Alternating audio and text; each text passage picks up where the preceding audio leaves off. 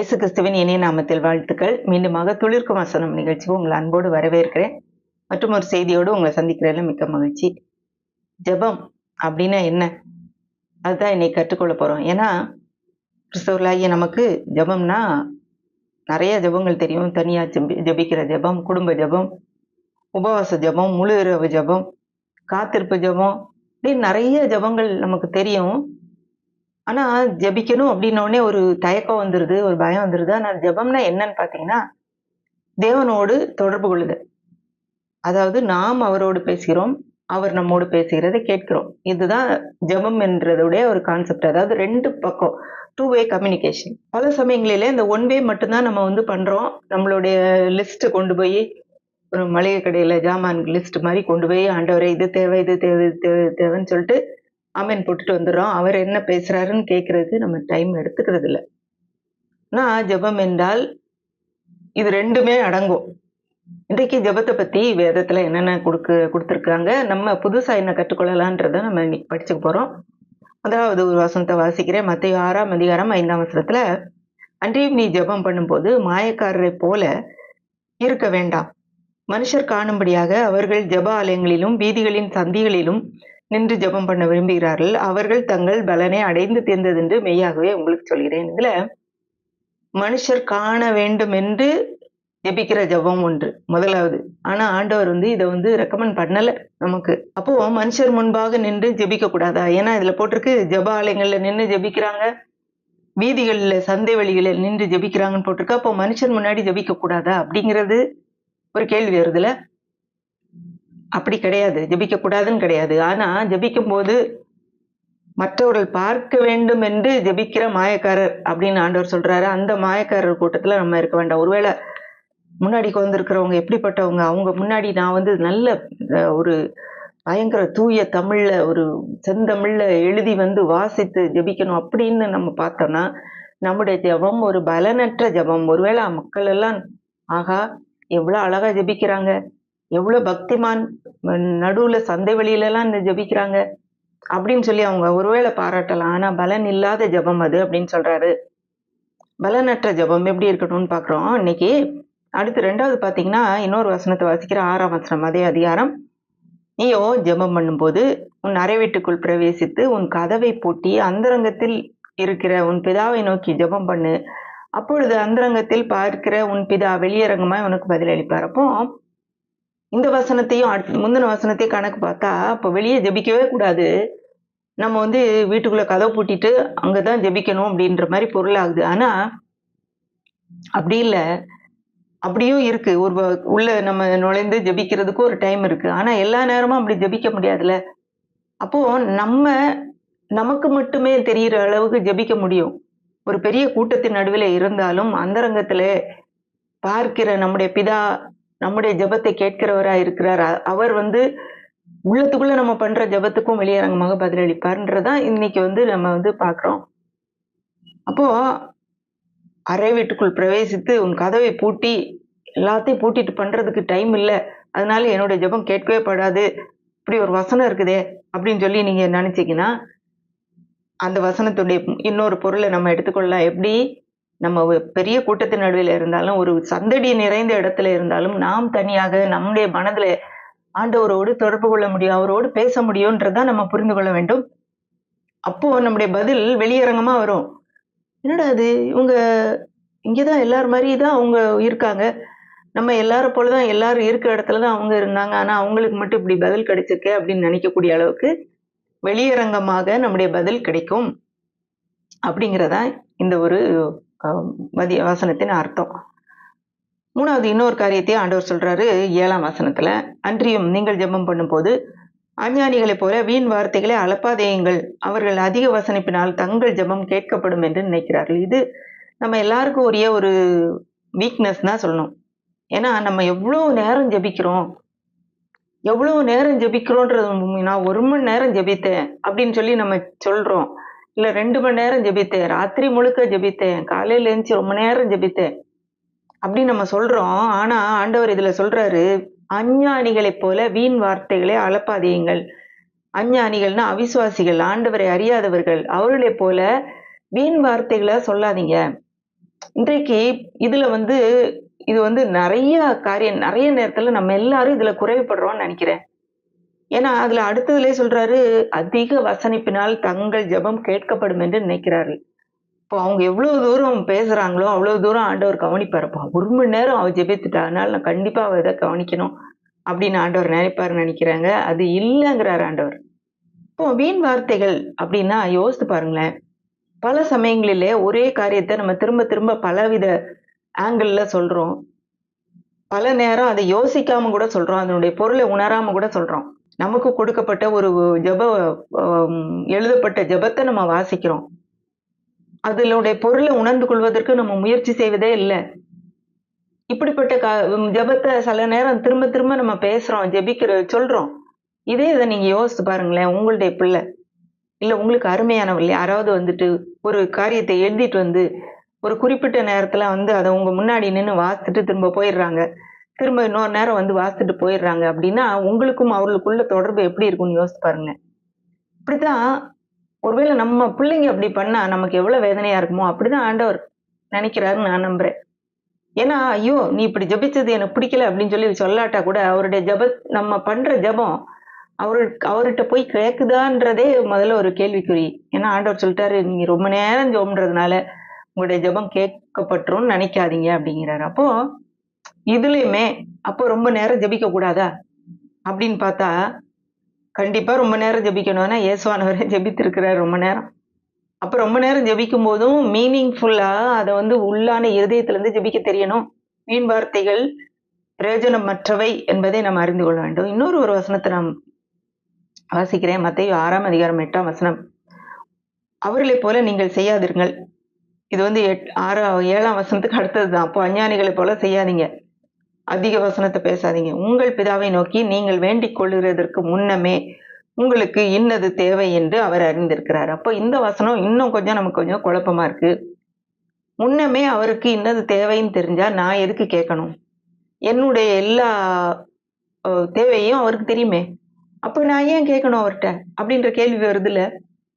ஏன்னா அடுத்த வசனத்திலே பார்த்தீங்கன்னா 9ஆம் வசனத்துல நீங்கள் ஜெபம் பண்ண வேண்டிய விதமாவதுன்னு சொல்லிட்டு பரமண்டலங்களில் இருக்கிற ஜெபத்தை சீஷர்களுக்கு கற்றுக் கொடுக்கிறாரு. அப்போ ஜெபிக்க வேண்டும்ன்றதையும் சொல்றாரு. ஆனா இப்படி எல்லாம் ஜெபிக்காதீங்கன்னு சொல்றாரு. ஆண்டவருக்கு முன்னாடியே தெரியும்னு சொல்றாரு. அப்ப ஏன் ஜெபிக்க சொல்றாரு? அப்படின்னு பார்த்தா இதுல ஒரு முக்கியமான ஒரு கோட்பாடு அடங்கி இருக்குது. ஏன்னா ஜெபம் என்பது ஒரு தேவனோடு உறவு கொள்கிற ஒரு நேரம் அப்படின்னு நான் சொன்னேன். இன்னொன்னு இது சட்டபூர்வமான ஒரு காரியம் அப்படிங்கிறதை நம்ம இந்த நேரத்துல புரிந்து கொள்ள வேண்டும். ஏனென்றால் தேவன் உலகத்தை படித்து மனிதன் கையில நீ ஆண்டு கொள் என்று கொடுத்தார் ஆதாம்கிட்ட. அந்த ஆளுகையை திரும்ப அவர் இன்னும் எடுக்கல. உலகம் மனிதனால் தான் ஆளப்படுகிறது. இப்போ நம்மளுடைய சொந்த வாழ்க்கையின் சூழலுமே நம்முடைய ஈடுபாடோ ஒத்துழைப்போ அனுமதியோ இன்றி தேவன் வந்து செயல்பட முடியாது. நம்முடைய சூழ்நிலைகளில செயல்பட மாட்டாரு. செயல்பட முடியாதுன்னா அவர் தன்னை சில சட்டதிட்டங்களுக்குள்ளே கட்டுப்படுத்தி வைத்திருக்கிறார். அந்த சட்டத்தை மீற மாட்டாரு. அவர் கொடுத்த உரிமையை பறித்து கொள்ள மாட்டாரு. நம்மளை பிடிச்சி தள்ளிக்கிட்டு வந்து இந்தா வச்சுக்கோ அப்படின்னு நம்மகிட்ட தள்ள மாட்டாரு. ஏன்னா நமக்கு தெரியும் இயேசுவானவரே ஒரு ஒரு ஒரு குருடன் வந்து இயேசுவான் தாவீதின் குமாரனே எனக்கு இறங்கும்னு கத்துறான். ஆண்டவர்கிட்ட அவனை கூட்டிட்டு வாங்கன்னு சொல்றாரு. கூட்டிட்டு வந்த உடனே உனக்கு நான் என்ன செய்ய வேண்டும்னு கேட்கிறாரு. ஏன் பார்த்தா தெரியலையா அவனுக்கு கண்ணு தெரியலன்னு? சரி சுகமாக அப்படின்னு சொல்லியிருக்கலாமே. ஏன் கேட்கிறாரு? அவன் ஒருவேளை வேற ஏதாவது விருப்பம் வச்சிருக்கலாம். அவனுடைய விருப்பம் சுகமடைவதா பார்வை அடைகிறதா இருக்காது. தனக்கு பணம் வேணும்னு நினைக்கலாம், இல்ல பதவி வேணும்னு நினைச்சிருக்கலாம். அதான் உனக்கு என்ன செய்யணும்னு நினைக்கிற அப்படின்னு கேட்கிற அந்த காரியத்தை தான் நம்மகிட்ட கேட்கிறாரு.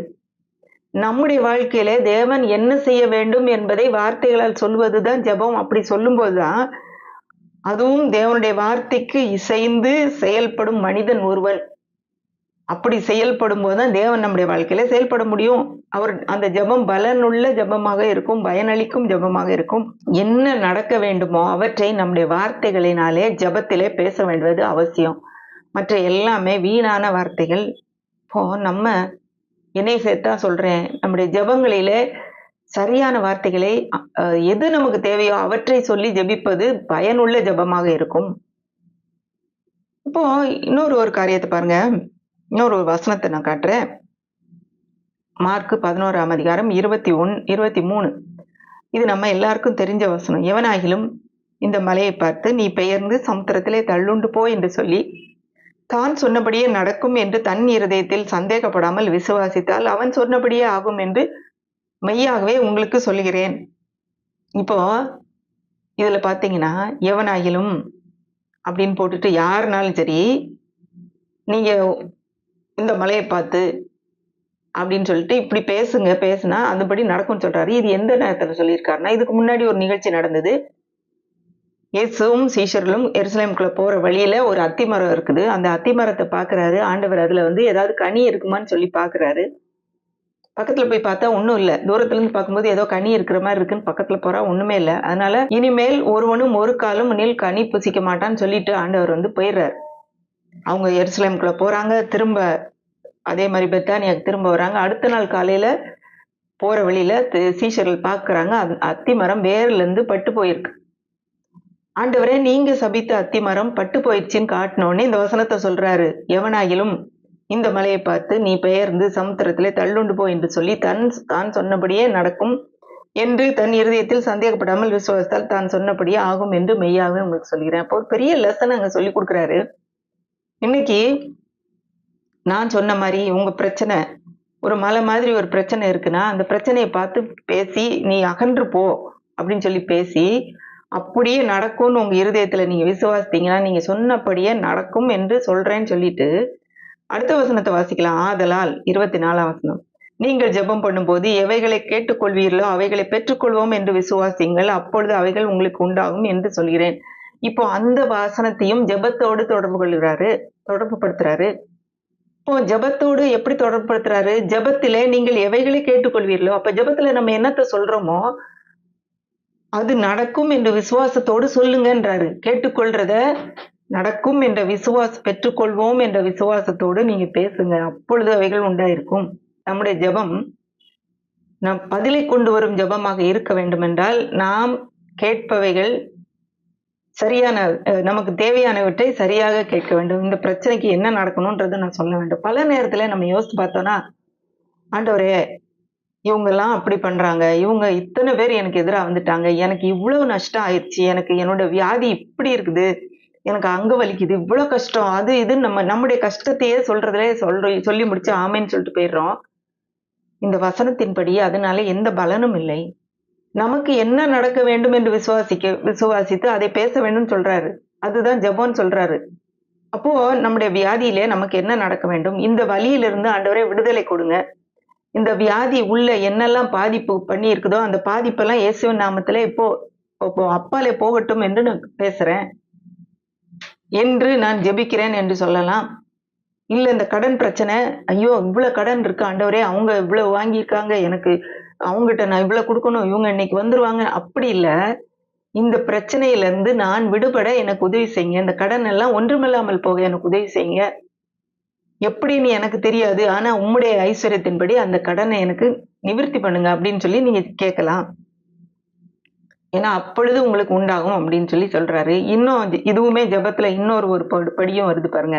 மார்க் 11:25, நீங்கள் நின்று ஜெபம் பண்ணும்போது ஒருவன் பேரில் உங்களுக்கு யாதொரு குறை உண்டாயிருக்குமானால் பரலோகத்தில் இருக்கிற உங்கள் பிதா உங்கள் தப்பிதங்களை உங்களுக்கு மன்னிக்கும்படி அந்த குறையை அவனுக்கு மன்னியுங்கள்.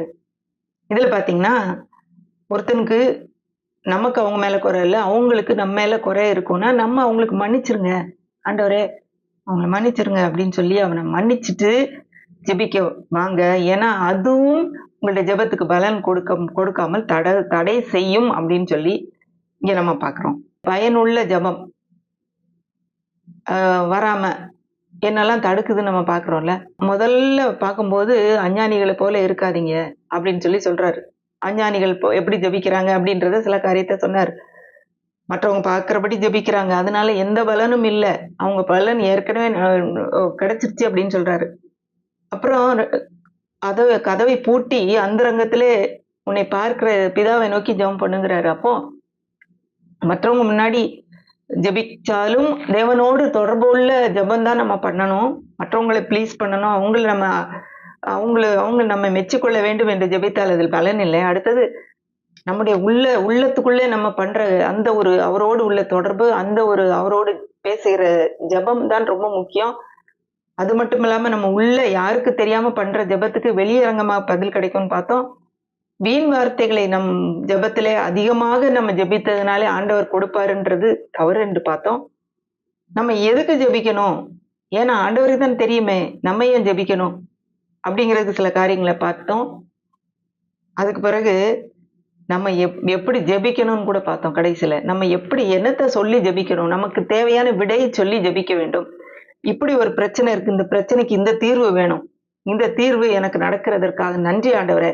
நீர் அந்த இடத்துல அந்த சூழ்நிலையை மாற்றித் தருகிறதற்காக நன்றி. இப்படி ஒரு எதிராக இத்தனை பேர் வர்றாங்க. உம்முடைய வசனம் சொல்லுது, உனக்கு எதிராக ஒரு வழியா வந்தால் 7 வழியா ஓடி போவல்ன்னு சொல்லுது. அந்த வசனத்தின்படி நீங்க எனக்கு எதிராக வர்றவங்க 7 வழியா ஓடி போகட்டும் என்று சொல்லி விடையை சொல்லி நாம் ஜெபிப்பது அவசியம். ஏன்னா நம்ம ஜெபத்துல எதை கேட்டுக் கொள்கிறோமோ அதை நம்ம பெற்றுக்கொள்வோம். இப்போ இந்த ஜெபத்துல நீண்ட ஜெபம்லாம் பண்ணக்கூடாதா அப்படின்னா, இயேசுவானவரே ஜெபித்திருக்கிறாரு. எப்படி ஜெபித்திருக்கிறாரு? அவர் ஊழியம் ஆரம்பிக்க முன்னாடி ஜெபிக்கிறாரு. சீஷர்களை தேர்ந்தெடுக்கும் முன்பாக முழுவதும் ஜெபிக்கிறார். முழு இரவு ஜெபம்லாம் நமக்கு நடக்குது. முழுவதும் ஜெபிக்கிறாரு. 5 அப்பத்தை பகிர்ந்து கொடுக்கும் முன்பு ஜெபிக்கிறாரு. லாசரவை எழுப்பும் முன் ஜெபிக்கிறாரு. அதிகாலையில ஜெபிக்கிறாரு. தனிமையா ஜெபிக்கிறாரு. சீஷர்களோடு சேர்ந்து ஜெபிக்கிறாரு. அப்போ எல்லாமே இருக்குது. ஆனா அதுல ஒரு முக்கியமான காரியம் என்னன்னா, நாம் மற்றவர்கள் பார்க்க முடியாத அதை செய்யறோமா அல்லது உண்மையாகவே தேவனோடு தொடர்பு கொள்கிறோமான்றது முக்கியம். இன்னும் சில காரியங்களை இன்னைக்கு நம்ம பார்க்கலாம். ஏன்னா நம்ம நினைக்கிறோம் ஜெபம் என்றால் அதற்குன்னு நம்ம ஒரு நேரத்தை ஒதுக்கிட்டு அப்ப ஜெபிக்கிறதோட முடிஞ்சு போச்சு நம்ம நினைக்கிறோம். அதாவது எப்பொழுதாவது ஒரு முறை ரேரா ஜெபிக்கிறோம். அந்த ரேர் பிரேயர்ல இருந்து நம்ம இன்னைக்கு ரெகுலர் பிரேயருக்கு வரணும். என்றோ ஒரு நாள், எப்போதோ ஒரு நேரம் அப்படின்னு இல்லை. ஃபார் எக்ஸாம்பிள் சொல்றேன். நம்மளால அநேகம் பேர் காலையில 5 மணிக்கோ 4 மணிக்கோ எழும்பி ஜெபிக்கிற பழக்கம் உண்டாகி இருக்கு. நமக்கு அது ரொம்ப நல்ல பழக்கம். ஆனால் அந்த ஜெபத்தோடு அவ்வளவுதான் முடிஞ்சது. நாள் முழுக்கும் அந்த ஜெபத்தை பத்தி நம்ம கவலைப்படுறது இல்லை. திரும்ப அடுத்த நாள் அந்த நேரம் வந்தாதான் நம்ம ஜெபிக்கிறோம். சிலர் காலையில எழுந்த உடனே நம்ம கண்டிப்பா நம்ம ஜெபிக்கிறோம். அதே மாதிரி படுக்க போகும்போது ஜெபிக்கிறோம்.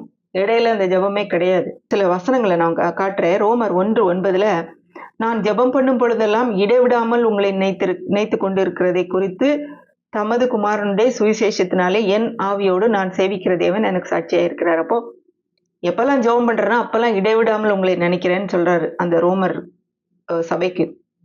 அடுத்தது கொலோசையருக்கு எழுதும்போது கொலோசையர் 1:9 இது நிமித்தம் அதை கேட்ட நாள் முதல் உங்களுக்காக இடைவிடாமல் ஜெபம் பண்ணுகிறோம். அடுத்தது கொலோசையர் 4:2 இடைவிடாமல் ஜெபம் பண்ணுங்கள் அப்படின்னு சொல்லி வருது ஒரு வசனம். 1 தெசலோனிக்கர் 5:17 இடைவிடாமல் ஜெபம் பண்ணுங்கள். அப்ப இடைவிடாமல்னா ஒரு கேப்பே இல்லாமலா? கேப்பே இல்லாம எப்படி ஜெபிக்க முடியும் அப்படின்னு பார்த்தா இதுதான் ரொம்ப முக்கியமான ஜெபம். ஒரு பெரிய ஊழியக்காரர், நீங்க கேள்விப்பட்டிருக்கலாம், கேள்விப்படாம கூட இருக்கலாம். ஸ்மித் விகில்ஸ்வர்த்னு சொல்கிற ஒரு ஊழியக்காரர். அவர் அற்புதங்களையும் அடையாளங்களையும் செய்த மிகப்பெரிய ஊழியக்காரர். அவர் ஒரு 23 பேரை மரித்து போயிருந்த 23 பேரை உயிரோடு எழுப்பி இருக்கிறார். இதுல 14 பேருடைய சாட்சி பதிவு செய்யப்பட்ட சாட்சி. உண்மையாவே அவங்க இறந்தாங்கன்றதுக்கு சாட்சி இருக்குது.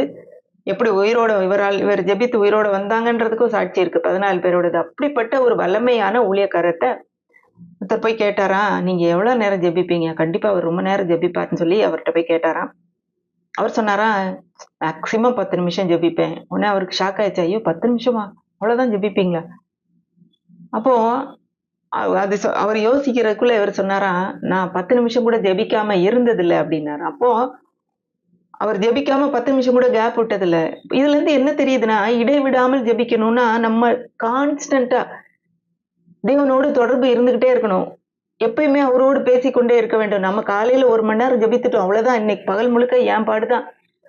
அவருக்கும் எனக்கு தொடர்பு இல்லை. திரும்ப அடுத்த நாள் காலையில தான் அப்படின்னு இல்லை. எல்லா நேரமும் எப்பொழுதும் நம்ம மூச்சு விடுறோமே அது மாதிரி. இப்போ நான் பேசிட்டு இருக்கும்போதே நான் மூச்சு விட்டுக்கிட்டு தான் இருக்கேன். ஆனா அதை பற்றி நான் கவனிக்கிறதே இல்லை. ஆனா உள்ளது போயிட்டே தான் இருக்குது. அது போலதான் நாம எந்த வேலை செஞ்சாலும் இந்த மூச்சு போயிட்டே தான் இருக்குது. உள்ளுக்கு போறதும் வெளியே வர்றதும். அது போலவே நம்முடைய எல்லா சூழ்நிலையிலும் நாம் எல்லா நேரமும் தேவனோடு தொடர்போடு இருக்க முடியும். குறிப்பிட்ட நேரத்துல அதை ஒதுக்கி ஜெபிப்பது நல்லதுதான். ஒரு முழு இரவும் ஜெபிப்பது நல்லதுதான். காலையில எழும்பி ஜெபிப்பது நல்லதுதான். ஆனா அதோட முடிஞ்சு போச்சு இல்ல. நாள் முழுவதும் அவரோடு தொடர்போடு இருக்கும் ஒரு ஜெபம் ரெகுலராக இடைவிடாமல் ஜெபிப்பது ரொம்ப அவசியம். இது ரொம்ப நமக்கு பிரயோஜனமான ஒரு பழக்கம். அத நம்ம பழக்கப்படுத்திக் கொள்ள வேண்டும். இன்னொன்னு பார்த்தீங்கன்னா, பரலோகத்தோடு இணைந்து ஜெபிப்பது ஒரு பலனுள்ள ஜெபமாக இருக்கும். மத்தேயு 6ஆம் அதிகாரம் 10ஆம் வசனத்துல ஆண்டவர் அந்த பரமண்டலங்களில் இருக்கிற ஜெபத்த சொல்லிக் கொடுக்கும்போது, உம்முடைய ராஜ்யம் வருவதாக, உம்முடைய சித்தம் பரமண்டலத்திலே செய்யப்படுவது போல பூமியிலும் செய்யப்படுவதாகன்னு ஜெபிக்கிறார். அப்போ எப்பயுமே நம்முடைய ஜெபம் பரலோகத்தோடு இசைந்து இருக்க வேண்டும். பரலோகத்தோடு இசைந்துன்னா என்ன? தேவனுடைய வார்த்தையோடு இசைந்து இருக்க வேண்டும். வார்த்தைக்கு மாறாக ஜெபிக்கும்போது, அது பலன் அளிக்காத ஒரு ஜெபமாக போய்விடும். ஏன்னா, யோவான் 14ஆம் அதிகாரம் 13ஆம் வசனத்துல, நீங்கள் என் நாமத்தினாலே எதை கேட்பீர்களோ, குமாரனில் பிதா மகிமைப்படும்படியாக அதை செய்வேன். அப்போ தேவன் மகிமைப்படும்படியான காரியத்தை நம்ம கேட்கணும். தேவனுக்கு மகிமை இல்லாத காரியத்தை நம்ம கேட்டோம்னா அது நடக்குமா? நடக்காது. அது சரியான ஜெபமே அல்ல. இப்போ ஒருவேளை பிரபலமான ஊழியர் ஒருவருடைய மனைவி இறந்து போக வேண்டும் என்று இன்னொரு ஒரு பெண்மணி ஜெபித்தாங்களாம். ஏன்னா இவங்க அவங்கள திருமணம் பண்ணணும்ன்றதுக்காக. இது சரியான ஜெபம்னு நினைக்கிறீங்களா? ஆண்டவர் இதை அங்கீகரிப்பார் நினைக்கிறீங்களா? கண்டிப்பா அவருடைய நாமம் இதன் மூலமாக மகிமைப்படாது. அதனால ஆண்டவர் அதற்கு பதில் கிடைக்காது. இன்னொரு ஒரு வசனத்தை நான் வாசிக்கிறேன். யோவான் 14:14 என் நாமத்தினாலே நீங்கள் எதை கேட்டாலும் நான் அதை செய்வேன். இப்போ எதை வேணாலும் கேட்கலாமா? அடுத்தவங்களுக்குரியது எல்லாமே கேட்கலாமா? எனக்கு இது பிடிச்சிருக்கு.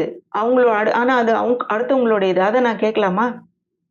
ஆனா இன்னொரு வசனம் பாருங்க.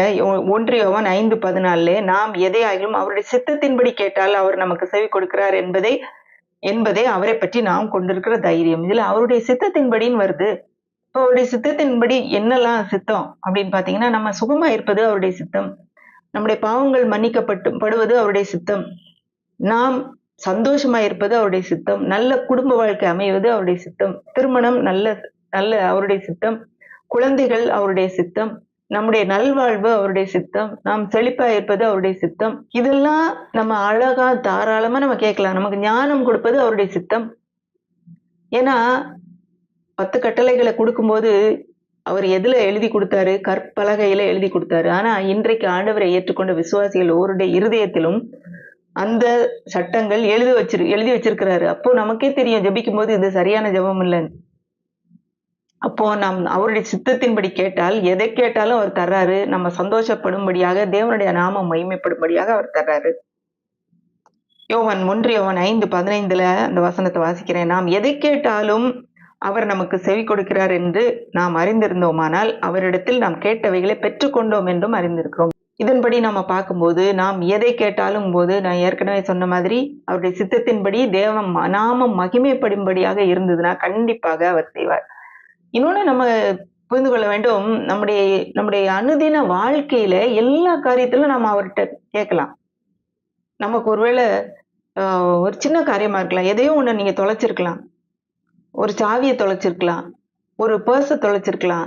ஒரு பெண்ணை எங்கேயோ வச்சிருக்கலாம். வீட்டுல நம்ம சமையல் செய்யறது நல்லா வரணும்னு கூட கேட்கலாம். இல்ல நம்ம வெளியே போகும்போது நமக்கு நல்ல பஸ் வசதி கரெக்டா கிடைக்கணும்னு ஜெபிக்கலாம். போகிற காரியம் நமக்கு வாய்க்கணும்னு ஜெபிக்கலாம். ஆனா இந்த சின்ன காரியத்துக்கெல்லாம் நம்ம ஜெபிக்கலாமா?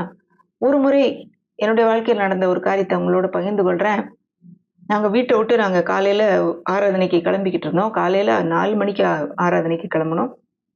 வீட்டை விட்டு எல்லாரும் வெளியே வந்தாச்சு. ஆனா வெளியே உள்ள கேட்டை சாவியை வச்சு திறக்க முடியல. வரிசையா எல்லாரும் எங்க வீட்டுல எல்லாரும் ட்ரை பண்ணி பாக்குறாங்க. திறக்க முடியல. சரி, இனிமே வேற ஒண்ணும் செய்ய முடியாது, வீட்டுக்கு போக வேண்டியதான்னு நினைச்ச டைம்ல எனக்குள்ள ஒரு எண்ணம் வந்தது. ஏன் ஆண்டவர்கிட்ட கேட்கக்கூடாது? ஆண்டவரே இந்த பூட்டை திறக்கிறதுக்கு எனக்கு உதவி செய்யுங்கன்னு சொல்லிட்டு நான் சாவியை உள்ள விட்டு திறந்தேன். உடனே திறந்துருச்சு. இப்படி சின்ன சின்ன காரியங்கள்ல கூட நம்ம ஜெபிப்பது பலனை தரும். நம்ம நினைச்சுக்கிறோம் ஆண்டவர்கிட்ட பெரிய காரியத்தை தான், ரொம்ப ரொம்ப சோமில்லாதவங்களுக்காக நம்ம ஜெபிக்கணும். நாட்டின் மக்கள் ஆண்டவரை ஏற்றுக்கொள்வதற்காக ஜெபிக்கணும். இதெல்லாம் உண்மைதான், ஜெபிக்கணும் கண்டிப்பா. ஆனா சின்ன சின்ன வாழ்க்கையில நம்முடைய இருதயத்தின் வாஞ்சைகளை கூட நிறைவேற்றுகிற தேவன், நம்முடைய விருப்பங்களை கூட, நம்முடைய எண்ணங்களை கூட நிறைவேற்ற ஒரு தேவனாக அவர் இருக்கிறார். நம்ம இருதயத்துக்குள்ள அதை நினைக்கும் போதே அவர் செய்யறதுக்கு ரெடியா இருக்கிறாரு. அப்படிப்பட்ட காரியங்களை கூட நம்ம தைரியமா அவர்கிட்ட கேட்கலாம். ஏன்னா அவர் நம்முடைய நண்பனாய் இருக்கிறார், உங்களை சிநேகிதன் என்று சொல்கிறார், நம்முடைய நல்ல தகப்பனாக இருக்கிறார். இன்னொரு ஒரு காரியத்தை நான் சொல்லணும்னு நினைக்கிறேன். ஜெபம் என்பது ஒரு மகிழ்ச்சியான தருணம். அது ஒரு அழுகை நிறைந்த ஒரு புலம்பலான ஒரு குறை கூறும் நேரம் கிடையாது அது. பல நேரத்துல நம்ம நினைக்கிறோம், நம்ம ஜெபத்துல சில நேரம் சில சூழ்நிலைகள் நம்ம போகும்போது நமக்கு கண்ணீர் வரத்தான் செய்யுது. சில சூழ்நிலைகள் சிலரை பற்றி நம்ம கேட்கும்போது நம்ம ஜெபத்துல கண்ணீர் வடிக்கிறதுனால தப்பு இல்ல. ஆனா எல்லா நேரமுமே நான் கண்ணீர் வடிச்சு அழுது புலம்புனாதான் தேவன் கேட்கிறார் என்றால் அது சரியான ஒரு கான்செப்ட் இல்ல, சரியான கூற்று அல்ல. ஏன்னா நம்முடைய தேவன் நல்லவர். நமக்காக அவர் சில காரியங்களை நாம் கேட்கிறவற்றை செய்வதற்கு அவர் சந்தோஷமா இருக்கிறார். ஒரு வசனத்தை நான் வாசிக்கிறேன். ஏசாயா 56:7 நான் என் பரிசுத்த பர்வதத்துக்கு கொண்டு வந்து என் ஜெப வீட்டிலே அவர்களை மகிழ பண்ணுவேன். அவர்களுடைய சர்வாங்க தகனங்களும் அவருடைய பலிகளும் என் பலிபீடத்தில் மேல் அங்கீகரிக்கப்பட்டிருக்கும். என்னுடைய வீடு சகல ஜனங்களுக்கும் ஜெப வீடு எனப்படும். இதுல ஜெப வீட்டுல அவங்க அழுவாங்க புலம்புவாங்கன்னு இல்ல, ஜெப வீட்டுல அவங்க சந்தோஷமா இருப்பாங்க அப்படின்னு சொல்லி சொல்றாரு. ஒரு பழைய ஏற்பாட்டுல நான் நினைக்கிறேன் எசேக்கியேல்லையோ ஏதோ ஒரு பகுதியில ஆலயத்துல உட்கார்ந்து பெருமூச்சு விட்டு அழுகிற மக்களை ஆண்டவர் காமிப்பாரு. ஐயோ பாரு, என்னுடைய ஆலயத்துல இப்படி அழுதுட்டு இருக்காங்க, எனக்கு எவ்வளவு மனசு கஷ்டமா இருக்கு. இப்போ ஆண்டவர் ஆண்டவருடைய ஜெப நேரம், ஆண்டவரோடு நாம் பேசுகிற நேரம் ஒரு மகிழ்ச்சி நிறைந்த நேரமாக இருக்க வேண்டும். ஏன்னா நமக்கு அங்க நமக்கு ஒரு சமாதானம் கிடைக்குது, அவரோட தொடர்பு கிடைக்குது. இந்த உலகத்தையும் அண்ட சராசரங்களையும் படைத்த தேவனோடு நாம் பேசுவதற்கு ஒரு வாய்ப்பு கிடைக்குது. இப்படிப்பட்ட ஒரு பெரிய ஸ்லாக்கியம் நமக்கு கிடைக்கிறது எவ்வளவு பெரிய காரியம் இல்ல.